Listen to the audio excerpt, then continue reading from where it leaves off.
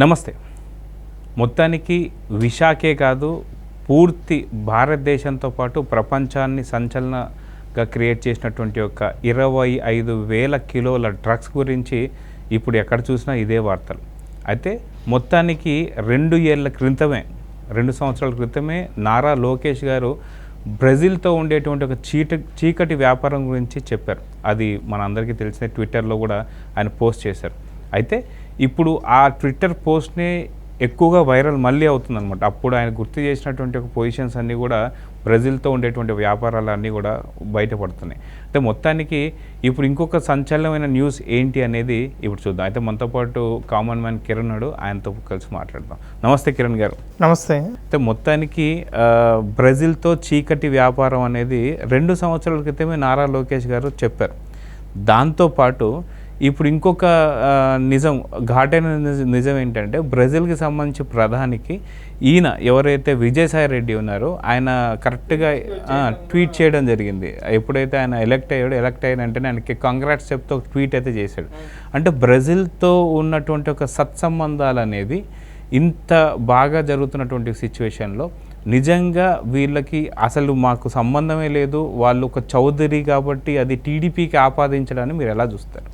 4-5 నెలల క్రితమే బ్రెజిల్ ప్రధానికి ట్వీట్ చేసిన తర్వాత అక్కడ ఏం జరిగింది అనేది లోకేష్ గారు చెప్పారు. ఈరోజు ఎవరో చౌదరి పేరు మీద వస్తే అది పురంధేశ్వరి గారికి, చంద్రబాబు గారికి, లోకేష్ గారికి, బాలకృష్ణ అల్లుడి పేర్లు చెప్పడం అనేది కరెక్ట్ కాదు. అధికారంలో ఉంది మీరేగా, సిబిఐ అధికారులు ఉన్నారు, ఈడీ ఉంది, ఇంటర్పోల్ ఉంది, మొత్తం వాళ్ళు చూసుకుంటారుగా. ఇప్పుడు అధికారంలో ఎవరున్నారు? వైజాగ్ రాజధాని అన్నది ఎవరు? ఋషికొండ మీద ఇల్లు కట్టింది ఎవరు? అసలు విశాఖ ఉక్కు లేకుండా, రైల్వే జోన్ లేకుండా, ప్రత్యేక హోదా లేకుండా ప్రతిసారి ఇప్పుడు మొత్తం అసలు వైజాగ్ గ్రాఫిక్స్ కట్టి, సచివాలయ గ్రాఫిక్స్ కట్టి ఇక్కడ సచివాలయం నమ్మేసి సచివాలయ గ్రాఫిక్స్ని వైజాగ్లో కడతానని ఫ్లోటింగ్ బ్రిడ్జ్ కూడా కట్టడం చేత కాకుండా ఎక్కడో కర్ణాటకలోనో ఎక్కడో చూసి అది కూడా చేత కాకుండా ఏం చేయటానికి ఈ 5 ఏళ్ళలో ఏం చేశారు? ఒక కేసు ఉన్న కవిత గారు కానీ, ఢిల్లీ ముఖ్యమంత్రి గారు కానీ అరెస్ట్ చేసిన తర్వాత మేమనేది ఏంటంటే కవిత గారు కానీ, ఢిల్లీ ముఖ్యమంత్రి గారు కానీ బయటకు రావాలి. ఇన్ని వేల కేజీల దాదాపుగా మీరు హైదరాబాద్లో చూస్తే ఒక 2 గ్రాములు, 3 గ్రాములు, 5 గ్రాములు, లేదంటే వీకెండ్స్లో ఏదన్నా పబ్కి వెళ్ళినప్పుడు దాదాపు కొంత డ్రగ్ దొరికిందని సినిమా యాక్టర్ల మీద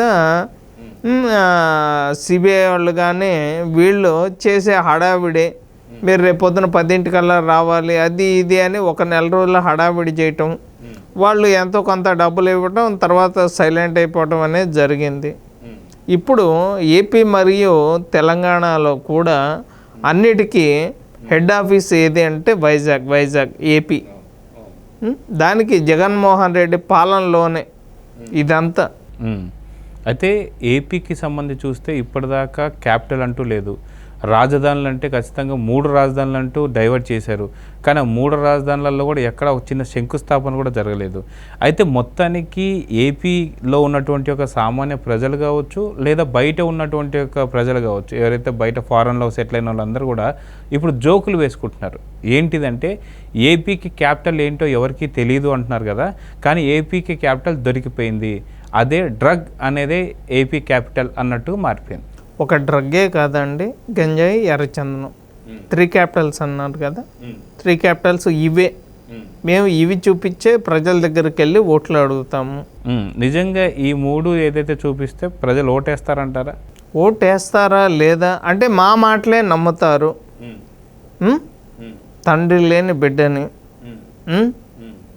ఎవరు లేరు, తల్లి లేదు, చెల్లి లేదు, ఇప్పుడు నేను అనాథ బిడ్డని, నాకే ఓటు వేయండి, ఆంధ్రప్రదేశ్ పోలీసుల మీద, ఆంధ్రప్రదేశ్ డాక్టర్ల మీద నాకు నమ్మకం లేదు అన్న వ్యక్తి ఇన్ని కేసులు ఉన్నా కూడా ఎవరు సపోర్ట్ చేస్తున్నారు అనేది అందరికీ తెలుసు. కానీ టీడీపీ పొత్తులో భాగంగా టీడీపీ జనసేన బీజేపీ పొత్తులో భాగంగా ఈ వాలంటీర్ల దగ్గర నుంచి పర్మనెంట్ టెంపరీ ఎంప్లాయీస్ని దాదాపు దగ్గరగా 53 మందిని అయితే సస్పెండ్ చేయటం జరిగిన తర్వాత వీళ్ళు అధికారులు కానీ కేంద్రం కానీ అటునుంచి నరుక్కుంటూ వస్తుంది. వీళ్ళకి ఇంకొద్దిగా కాలంలో రేపు ఎలక్షన్లో కూడా పోటీ చేసే అవకాశం కూడా ఉండదు. డ్రగ్ కేసు అంటే చిన్న విషయం కాదు. దేశ భవిష్యత్తు నాశనం అయిపోతుంది.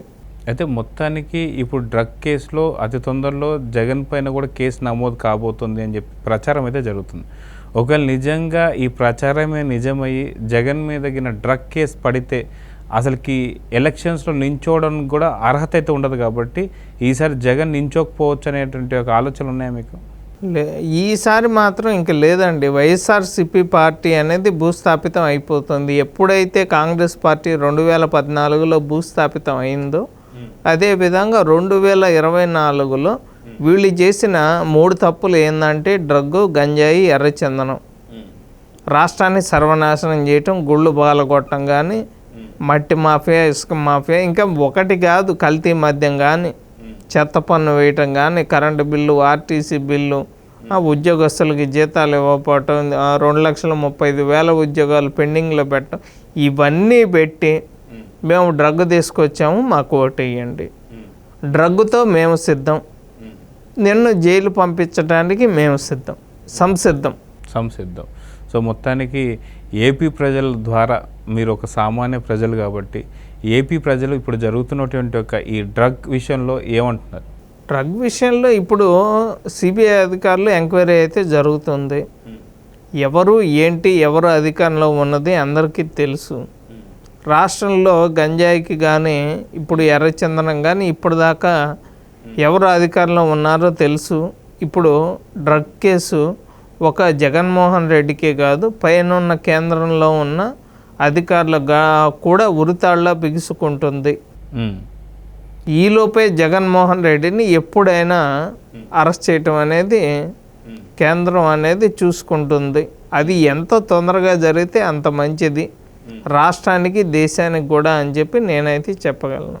ఓకే, చూద్దాం. మొత్తానికి ఇంటర్పోల్ కావచ్చు, మిగతా సంస్థలు కావచ్చు, దీని మీద దర్యాప్తు అయితే జరుగుతున్నాయి. అతి తొందరలో మీరు అనుకున్నదే జరగాలని చెప్పి కోరుకుందాం. నమస్తే.